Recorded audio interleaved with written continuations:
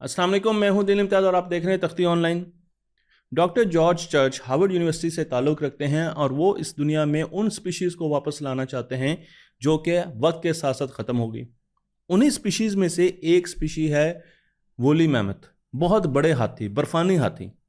उन्हें वापस लाने के लिए इन्हें 2027 का इंतज़ार है, क्योंकि ये काफ़ी ज़्यादा मेहनत कर रहे हैं, बहुत से एक्सपेरिमेंट्स भी कर रहे हैं और वोली मैमथ को वापस ला रहे हैं। लेकिन अगर आप डॉक्टर जॉर्ज चर्च के बारे में नहीं जानते तो मैं आपको बताता चलूं कि इनका जो पहला कारनामा था, जो बड़ा सिग्निफिकेंट कारनामा था, वो 1984 में शुरू हुआ, जब इन्होंने ह्यूमन जीनोम प्रोजेक्ट में एक ख़ास किस्म का डायरेक्ट मेथड दिया जिसके ज़रिए हम अपने जीनोमिक मटेरियल को सीक्वेंस कर सकते हैं।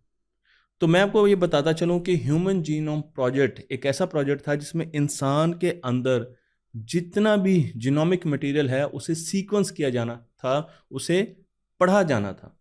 ये प्रोजेक्ट 2003 में पूरा हुआ। इसके लिए बड़ा सिंपल सा प्रोसेस है जो को फॉलो किया जाता है और वो प्रोसेस इन्होंने दिया, इसलिए मैं आपको ये प्रोसेस भी बताने जा रहा हूँ क्योंकि इसका ताल्लुक भी इसी वीडियो सीरीज से है। तो सबसे पहले अगर मेरा जीनोमिक मटेरियल को आपने एक किताब की शक्ल देनी है और आप पढ़ना चाहते हैं कि मेरे हर सेल के अंदर, मेरी बॉडी में 30 ट्रिलियन से ज़्यादा सेल हैं। हर सेल के अंदर एक न्यूक्लियस है और उस न्यूक्लियस के अंदर क्रोमोसोम्स हैं। वो क्रोमोसोम्स 23 पेयर में मौजूद हैं। तो मैं ये देखना चाहता हूं कि उन क्रोमोसोम्स के अंदर जो डीएनए है उसमें क्या कोडिंग लिखी गई है, या साइंसदान ये देखना चाहते हैं। तो सबसे पहले मेरा एक ब्लड सैंपल लिया जाएगा।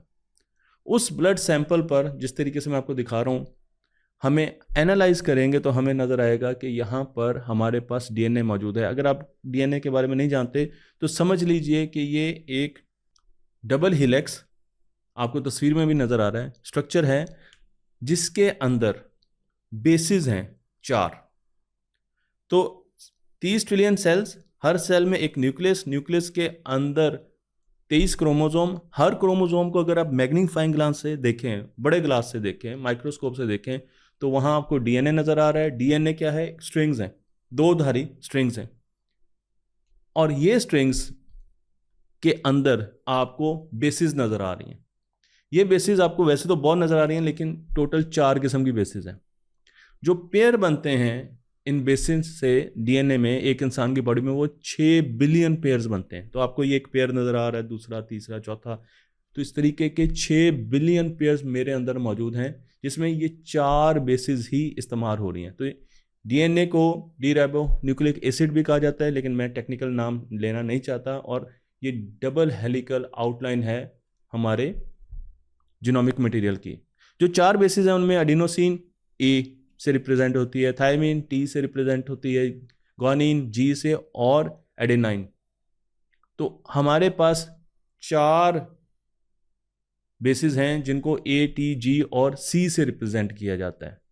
लेकिन आपने हमेशा याद रखना है कि ए हमेशा टी के साथ जुड़ती है, ए कभी सी के साथ नहीं जुड़ेगी, और जी हमेशा सी के साथ जुड़ती है, जी कभी टी के साथ नहीं जुड़ेगी। तो मैंने इसको याद रखने के लिए एक फॉर्मूला बनाया है, at government college, at A T, ये हमेशा इकट्ठी जुड़ेंगी। गवर्नमेंट कॉलेज क्या है? जी सी। तो जी और सी हमेशा इकट्ठी जुड़ेंगी, आपस में इनका कांटेक्ट नहीं हो सकता। अगर हुआ तो इसका मतलब ये है कि ये डीएनए में एक मसला है, और उस मसले के जो बज़ाहिर रिजल्ट्स होंगे वो आपकी बॉडी में किसी डिजीज़ के तौर पर भी सामने आ सकते हैं। तो हमने इंसान की बॉडी से ब्लड सैंपल ले लिया। अब ब्लड सैंपल में ब्लड के सेल्स होते हैं, उनमें भी डीएनए मौजूद होता है। उन सैंपल्स को हमने एक सीक्वेंसर से गुजारा। सीक्वेंसर का काम यह है कि आपके पास एक डबल हेलिकल स्ट्रिंग आ रहा है, बहुत बड़ा, और वो हाई फ्रीक्वेंसी उन पर फेंकता है सीक्वेंसर। तो हाई फ्रीक्वेंसी क्या करती है कि वो जो बड़ा डीएनए का स्ट्रिंग है उसको छोटे स्ट्रिंग्स में तोड़ देता है। अब जो स्ट्रिंग मेरे सामने आएगा उसमें सिर्फ 600 बेसिस होंगी। 600 बेसिस कहाँ पर? हमने कहा था कि 6 बिलियन बेसिस थी, अब 600। ये एक छोटा सा सपोज हमने डीएनए का हिस्सा तोड़ दिया, तो अब इसके अंदर जो बेसिस हैं वो 600 बेसिस हैं। अब जब ये टूटा हुआ मेरे पास एक हिस्सा आएगा तो उसकी दोनों तरफ गूंद चिपका दी जाएगी, ये टैगिंग कर दी जाएगी, मार्किंग कहते हैं। वो मार्किंग मैं आपको यहाँ पर तस्वीर में दिखा रहा हूँ, आपको गहरे सब्ज रंग की दिखाई देती है। तो अगर फर्ज के मैंने यहाँ पर लगा दी, गम लगा दी, चिपकने वाली चीज़ लगा दी, तो हम इसको पीटरी डिश में इस तरीके से वर्टिकल लगाते हैं। तो एक डीएनए का सीक्वेंस इधर लगा दिया या उसका छोटा हिस्सा, दूसरा डीएनए का हिस्सा इधर, तीसरा, चौथा, पांचवा, छठा, सातवां, आठवां, इस तरीके से हमने लगा दिया। अब इनमें आपके पास यहाँ पर बेसिस हैं, तो हम यहाँ से इसे स्टडी करना शुरू कर देते हैं। ये कौन सी बेस है? ए है, जी है, ये बेस है, ये बेस है, ये बेस है। तो अब हम इस तरीके से नीचे से ऊपर की तरफ इन्हें स्टडी करना शुरू कर देते हैं। तो एक जो हिस्सा था उसमें मैंने आपको बताया था कि अब सिर्फ 600 बेसिस के कॉम्बिनेशंस हैं, तो हम उसको पूरा स्टडी कर लेते हैं, पढ़ लेते हैं और उसको साथ साथ लिखते जाते हैं कि इसमें क्या कॉम्बिनेशन है, इसमें क्या कॉम्बिनेशन है, क्या कॉम्बिनेशन है। वही कॉम्बिनेशन मैं आपको यहाँ पर तस्वीर में दिखा रहा हूँ कि हमारे पास एक कॉम्बिनेशन ये भी हो सकता है, A T C T A जी जी सी, इस तरीके से हमारे पास कॉम्बिनेशन हो सकते हैं क्लस्टर्स के। जब हम उनको स्टडी कर लेते हैं तो अब हमें पता चल जाता है और हम उन्हें कलर कोड भी कर लेते हैं आसानी के लिए। तो मैं आपको यहाँ पर जो टैगिंग है उसमें यही चीज़ दिखा रहा हूँ, ये पूरा का पूरा डाटा है जिसे डिफरेंट कलर कोडिंग के साथ अलग किया गया है। तो ये आप क्या कर रहे हैं, ये आप एक हिस्से को पढ़ रहे हैं डीएनए के, दूसरे हिस्से को, तीसरे हिस्से को, और मैं आपको यहाँ पर जो डीएनए सीक्वेंसर्स हैं वो भी दिखा रहा हूँ। तो आप देख सकते हैं कि एक छोटी सी मशीन है जिसमें हम ब्लड सैंपल देते हैं और बाकी काम इसका अपना होता है। तो हम इस तरीके से जब इसको पढ़ लेते हैं, अब इसको पढ़ने की यानी कलरफुल टैगिंग पहले कर लेते हैं और उसके बाद फिर इससे ये डाटा रिट्रीव कर देते हैं जो ए टी और जी सी की फॉर्म में होता है। तो उसे हम किसी वर्ड की फाइल में भी लिख सकते हैं, हम उसे किसी एक्सेल की शीट में भी सेव कर सकते हैं। तो मेरा पूरा का पूरा डीएनए का जो सीक्वेंस है, जो प्रोग्राम है, वो सारा का सारा एक वर्ड की फाइल पे आ जाएगा। वो फाइल मेरी होगी, आपकी फाइल डिफरेंट होगी, बाकियों की फाइल डिफरेंट होगी। तो इस तरीके से जितने भी ये पैटर्न्स हैं इनको हम सिंपल सॉफ्ट कॉपी में ला सकते हैं। अगर आप थोड़े से डॉलर्स खर्च करें तो आप अपना डीएनए सीक्वेंस अब करवा सकते हैं ऑनलाइन, अपने सैंपल्स भिजवा सकते हैं या किसी भी फर्म से। मुझे अंदाज़ा नहीं कि पाकिस्तान में ये अवेलेबल है कि नहीं, लेकिन अगर आप बाहर के मुल्क में गए तो आप अपना सीक्वेंस करवा सकते हैं। अच्छा, आपको अपना सीक्वेंस कराने का फ़ायदा क्या होगा कि खुदा ना खास्ता अगर आपकी किसी जीन में म्यूटेशन है, यानी आपके प्रोग्राम में किसी किस्म का एरर है, मसला है, जो कि फ्यूचर में किसी बीमारी का सोर्स बन सकता है, तो आप अभी उसे डिटेक्ट करवा सकते हैं। और अगर आप उसे डिटेक्ट करवा सकते हैं तो फिर उसका इलाज थेरेपी में होगा, जो कि हम आखिरी वीडियो में सीरीज़ की डिस्कस करने जाएंगे। मैं आपको लेकर चलता हूं 2022 में, क्योंकि 2022 में टेलीमेयर टू टेलीमेयर कंसोर्शियम ने यह ऐलान किया था, T2T कंसोर्शियम, टेलीमेयर टू टेलीमेयर कंसोर्शियम है, उसने ऐलान किया था कि हमने जो बचे कुछ मसले थे डीएनए को रीड करने में, जो 2003 तक काफ़ी हद तक हमने कर लिया था, वो सारा का सारा हमने पूरा कर लिया। और अब इंसान में, एक टिपिकल इंसान में 20,000 जीन्स पाई जाती हैं। अच्छा, जब हमने ये काम शुरू किया था तो हम ये समझते थे कि इंसान में तो बहुत ज़्यादा जीन्स, 1,40,000, 1,20,000 जीन्स होंगी, क्योंकि हम तो बहुत ही ज़बरदस्त किस्म की स्पीशी हैं। इसमें तो कोई ताल्लुक़ नहीं है कि हम अशरफुल मखलूक़ात हैं, हम ज़बरदस्त स्पीशी हैं। लेकिन जब हमने अपना सीक्वेंस पूरा का पूरा उसे रीड कर लिया तो हमें पता चला हमारे अंदर तो सिर्फ 20,000 जीन्स हैं, और हमसे ज़्यादा शायद जीन्स मुर्गी में, केले में और छली में, भुट्टे में है। तो ये एक बड़ी हैरानकुन बात थी, जिसकी वजह पे ये सोचा गया कि नहीं, ये सही नहीं हुआ काम, उसको दोबारा कई मरतबा रिवाइज़ किया गया, लेकिन हर मरतबा हमारे पास यही रिज़ल्ट आए। मैं आपको ये भी बता दूं कि ये जो मेथड है ये जॉर्ज चर्च ने डिस्कवर किया था। तो इन्होंने जीनोमिक सीक्वेंस का डायरेक्ट मेथड, पहले बहुत मुश्किल मेथड होते थे और उससे रिजल्ट नहीं आते थे, तो ये जो डायरेक्ट मेथड है ये इन्होंने सबसे पहले इन्वेंट भी किया, डिस्कवर भी किया और इसे इम्प्लीमेंट भी किया जा रहा है। इसके अलावा इनकी बहुत सी और कंपनियां हैं। मैं आपको बता चुका हूं कि एक सीरियल एंटरप्रेन्योर हैं, तो ये मुख्तलिफ कंपनियां बनाते जाते हैं। इनकी एक कंपनी है एडिटेस, और एडिटेस मेडिसन क्या करती है, जीन थेरेपी करती है, और क्रिस्पर टेक्निक के साथ जीन थेरेपी करती है। क्रिस्पर टेक्निक क्या होती है, जीन थेरेपी क्या होती है, आखिरी वीडियो में पूरा एक केस स्टडी हम देखेंगे कि किस तरीके से जीन थेरेपी से बच्चों की ज़िंदगियाँ बची। इसी तरीके से इनकी एक और कंपनी है जिसे जेन 9 बायो कहा जाता है, जो कि सिंथेटिक डीएनए बनाती है, यानी मस्नूई डीएनए।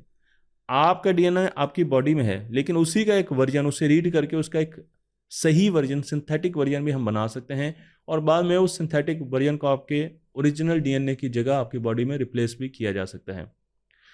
डॉक्टर चर्च का कहना है कि वो वोली मेहमत को वापस ला रहे हैं, लेकिन डीएनए को कैप्चर करने के लिए, किसी भी जिंदा सेल से डीएनए को कैप्चर करने के लिए डॉक्टर हेनरिक निकोलस, अगर इनका नाम ना लिया जाए तो बहुत ज़्यादती होगी, क्योंकि ये वो पहले साइंसदान थे, एवोल्यूशनरी बायोलॉजिस्ट थे, जिन्होंने ये काम किया और इन्होंने जिंदा सेल से डीएनए को एक्सट्रैक्ट किया।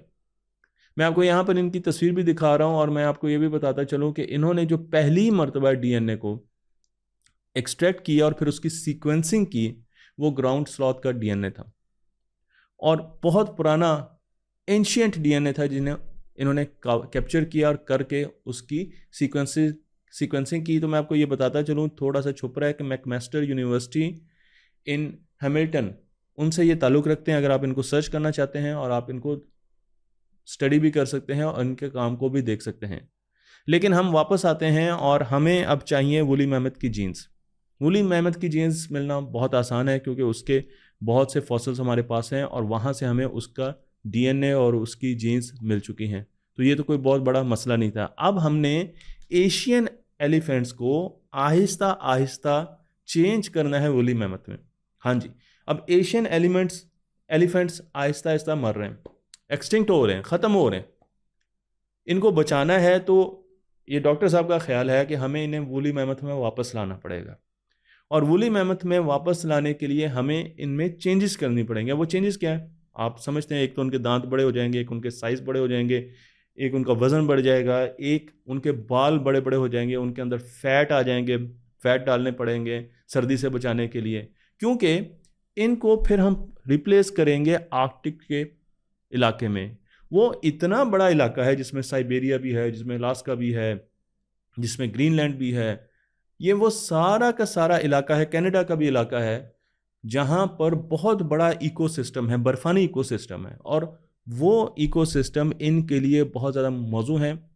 ये बड़े आराम से वहाँ पर सरवाइव कर सकते हैं। तो डॉक्टर साहब के मुताबिक हमें सबसे पहले एशियन एलिफेंट्स को लेना है, और फिर उसके बाद जीन थेरेपी के ज़रिए हमें उनको आहिस्ता आहिस्ता चेंज करना है, जितने वो चेंज हो सके। वूली मैमथ में एग्जैक्ट कॉपी तो नहीं बन सकेंगे, और फिर हमने उनको छोड़ देना है आर्कटिक में मुख्तलिफ जगह पर, ताकि वो वहाँ पर फ्यूचर में अपनी नस्ल को आगे बढ़ा सकें। इसके साथ साथ एक तो हमने जीन्स ले ली वूली मैमथ से, लेकिन जो बाकी ऐसे जानवर हैं जो कि आर्कटिक के इलाके में रहते हैं, उनसे भी हम मुख्तलिफ़ किस्म की जीन्स लेने की कोशिश कर रहे हैं। मसलन मैं आपको यहाँ पर आर्कटिक में रहने वाले जो बैल हैं उनकी तस्वीर दिखा रहा हूँ। तो हम देखना चाहते हैं कि इनकी जो जीन्स हैं, यानी डीएनए का एक छोटा हिस्सा जीन होती है, और जीन के ज़रिए आप फिज़िकल अपनी कोई भी चेंज देख सकते हैं। मतलब मेरी आंखों का जो कलर है वो एक जीन की वजह से ब्लैक है, अगर उस जीन को चेंज कर दिया जाए तो सब्ज़ भी हो सकता है। अगर मेरे बाल इस उम्र में नहीं है तो वही भी एक जीन की वजह से, अगर उस जीन को जाकर स्विच ऑन कर दूं सपोज, तो हो सकता है मेरे बाल वापस आ जाएं। इसलिए अगर हम लंबे बाल चाहते हैं जानवरों के, तो उसकी भी एक जीन होगी। अब वो जीन इनमें भी देखी गई, वो जीन उन जानवरों में देखी जा रही है जो कि वहाँ पर ऑलरेडी रह रहे हैं। हमने उनको आइडेंटिफाई कर लिया कि ये जीन है जो लंबे बालों की है, और इसी जीन को हमने एशिया के हाथियों में एक्टिवेट करना है, स्विच ऑन करना है उसका। जब हम उसका स्विच ऑन कर लेंगे तो फिर हम बड़े आराम से उसको लेके आ सकेंगे। तो अब इसका प्रोसेस क्या है? इसका प्रोसेस ये है कि हमने एलिफेंट के सिंथेटिक सेल्स बनाए और उसके अंदर वूली मैमथ से जो डीएनए लिया गया था, जीन्स ली गई थी, वो इंजेक्ट किए और देखा कि लैब में वो किस तरीके से काम करते हैं। तो हम जब लैब में उसे देख रहे थे तो हमें अंदाज़ा हुआ कि हमें बड़ी कामयाबी हो रही है, लेकिन अब हमें उसे रियल टाइम में लेके जाना था। हमने उसके दांत भी बड़े करने हैं, हमने उसके बाल भी बड़े करने हैं, साइज़ भी बड़ा करना है, और उसे वायरस से भी रेजिस्टेंस देनी है। तो हमने बहुत से काम करने हैं। 35 ऐसी जीन्स हैं जो कि वूली मैमथ की फ़र्क हैं एशियन एलिफेंट से। तो हमें एशियन एलिमेंट में अगर उसको वूली मैमथ की टोटल कॉपी बनानी तो वो 35 जीन्स के साथ हमें छेड़खानी करनी पड़ेगी। और अगर हम ये चाहते हैं कि उसमें कुछ एडिशनल चीज़ें भी आ जाएं जो कि वूली मैमथ में भी नहीं थी, तो हमें और ज़्यादा जीन्स के साथ खेलना पड़ेगा। ये काम करने के लिए अब कुछ तरीकों को अडॉप्ट किया जा रहा है। पहला तरीका ये है कि जो वूली मैमथ से हमने सेल लिए हैं, डीएनए लिए हैं, वो डायरेक्टली हम एलिफेंट के अंदर, फीमेल एलिफेंट के अंदर इंजेक्ट करें, उसके एग में इंजेक्ट कर दें। तो अब जो आगे बच्चे पैदा होंगे वो बच्चे आहिस्ता आहिस्ता उनके बाल बड़े होना शुरू हो जाएंगे और वो वूली मैमथ जैसे बनना शुरू हो जाएंगे, उसके करीब करीब पहुंच जाएंगे। तो ये तो सबसे आसान तरीका है। लेकिन इस तरीके का एक मसला है, और वो मसला ये है कि एशियन एलिफेंट ऑलरेडी एक ख़त्म होती हुई नस्ल है। अगर हम उस पर कोई ऐसा एक्सपेरिमेंट करते हैं जो डायरेक्टली उसके एग के सेल्स को जाकर हिट करता है, और अगर कोई चीज़ गलत हो जाती है तो ये स्पीशी तो बिल्कुल ही ख़त्म हो जाएगी। तो डॉक्टर साहब का ये ख्याल है कि फ्यूचर में हो सकता है कि वो ऐसे अंडे बनाए जिनमें से हाथी निकले, लैब में ऐसे अंडे बनाएं, उसके अंदर वूली मैमथ की जीन्स भी इंजेक्ट की जाएं और एशियन एलिफेंट की जीन्स भी, एक कम्बिनेशन हो और उसमें से वूली मैमथ बाहर निकले। लेकिन अभी तक जो रिसर्च देखी है उसमें ये क्लैरिटी नहीं है कि हमने किस तरीके से, या हमने इसको सैरोगेट बनाना है, हमने क्लोनिंग करनी है, किस तरीके से हमने वूली मैमथ को वापस लेकर आना है। 3-4 मुख्तलिफ तरीके हैं जिस पर बातचीत हो रही है। तो जो बच्चे पैदा होंगे वो आहिस्ता आहिस्ता वूली मैमथ जैसे होते जाएंगे, बिल्कुल उनकी कॉपी तो नहीं होगी, लेकिन वो उनके करीब होंगे और सर्द इलाकों में रह सकेंगे। इसके अलावा हम कुछ और जानवरों को भी वापस लाना चाहते हैं। इसमें डोडो एक जानवर है जो कि बहुत बेज़रर सा जानवर है, और ये जानवर अमेरिका में पाया जाता था, 1681 में एक्सटिंक्ट हो गया। बतख की तरह का एक जानवर है, इसको भी वापस लाया जा रहा है। और फिर पैसेंजर पिजन्स को भी वापस लेके आया जा रहा है जो कि 1914 में एक्सटिंक्ट हो गए थे। आपको याद है, ये वही कबूतर हैं जो कि पैगाम लेकर जाते थे। तो अब इनको भी हम वापस लेकर आ रहे हैं, और उसके अलावा हम बहुत से और जानवरों को भी वापस ला रहे हैं जो कि एक्सटिंक्ट हो गए हैं, और उन जानवरों को सिर्फ उनके एक्सटिंक्ट किए हुए फॉसल से ही डीएनए प्रोवाइड नहीं किया जा रहा, बल्कि हम उनमें और भी ऐसी खूबियां डाल रहे हैं जो कि उनके एक्सटिंक्टेड माँ बाप में मौजूद नहीं थी। मुझे ये वीडियो आपको पसंद आई होगी। तख्ती ऑनलाइन को लाइक कीजिए, शेयर कीजिए और इस इल्म को दूसरों तक पहुंचा दीजिए।